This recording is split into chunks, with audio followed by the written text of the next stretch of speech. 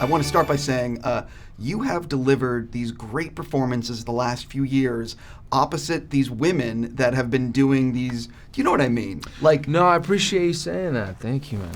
But what has it been like? Because you have. I really liked your work in the Bronze. I, Tonya. You have this, and it's like these are some. You know what I mean? No, I've been I've been lucky to find, these projects that I've felt very passionate about, and I think for me it's just about the director, like you kind of start out there, and then I mean, particularly after I, Tonya, I was just sitting there going, this was such a great experience, and Margot and the collaboration that we had on that movie, how am I ever going to find that kind of a thing again? And then I just lucked out sort of with this, which is really, right up there for me in terms of experience, because not only somebody, I mean, Nicole it's just that sort of that person that, you grow up and you see them up there and you immediately put them on a pedestal, but she was, like another peer to me. I mean, she was so generous and kind of made me feel very included right away. I mean, we didn't have any rehearsal. We shot my stuff chronologically, which was helpful for us. But from the get-go with her and Karyn, it was always like teamwork and kind of feeling very included. And yeah, I mean, like I said, I'm happy to, if I can continue the streak like this, and support a great sort of actress of that caliber in a very, in an important kind of female-oriented film. I mean, why not?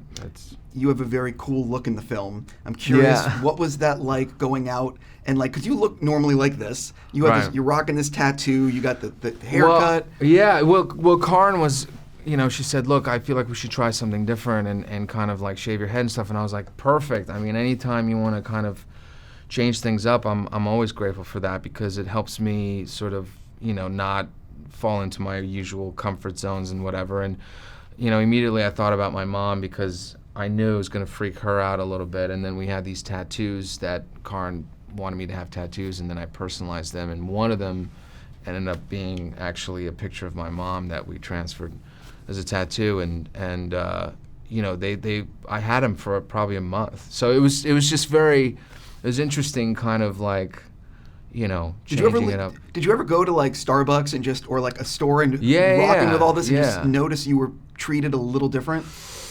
Well, it's always fascinating to see how people respond, based on sort of appearance and things like that. But I didn't really notice. Maybe I felt a little cooler. Completely.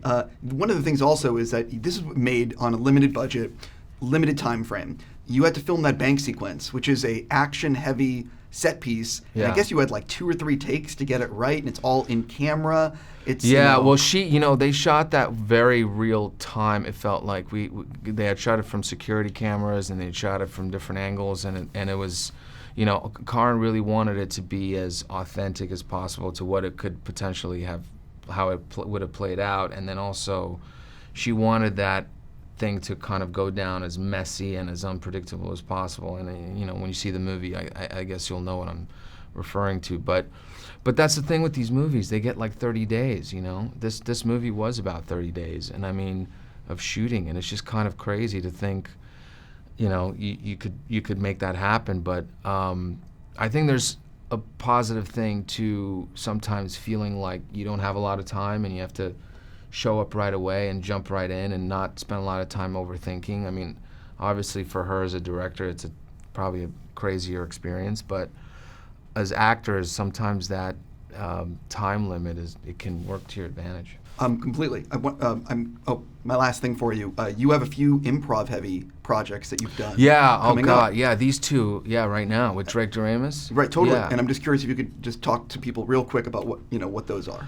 So there's a project I did in Greece, still shooting it right now, and that's sort of like a weird, like the director there calls it a rom-com gone wrong. That's how he calls it, and it's very much in that Blue Valentine Before Sunrise world about, this couple, and then I ended up working on this project here with Drake Doremus' new movie with Jamie Dornan and Shailene Woodley, who are probably some of my favorite people I've ever met. And again, it's like a very improv. And if you're familiar with this film, it's like it's all about the experience as opposed to the execution. And I'm finally understanding kind of from him what that means. But yeah, it's just great because it frees you up, and you know, in a way, you end up feeling more vulnerable because you're sort of creating the thing as you're going, and you don't have like the structure of a scene. But you get some moments like when you see those movies that you know, like that was what was happening in real time. Like that will be as honest as you know of a scene as you'll get. You know, so it's just kind of a different way of working. But it's been enjoyable a lot. I gotta go. Congrats on this movie. Thank for real. you, man. Yeah, And it's a nice pleasure to to see you. you. I'll see you soon.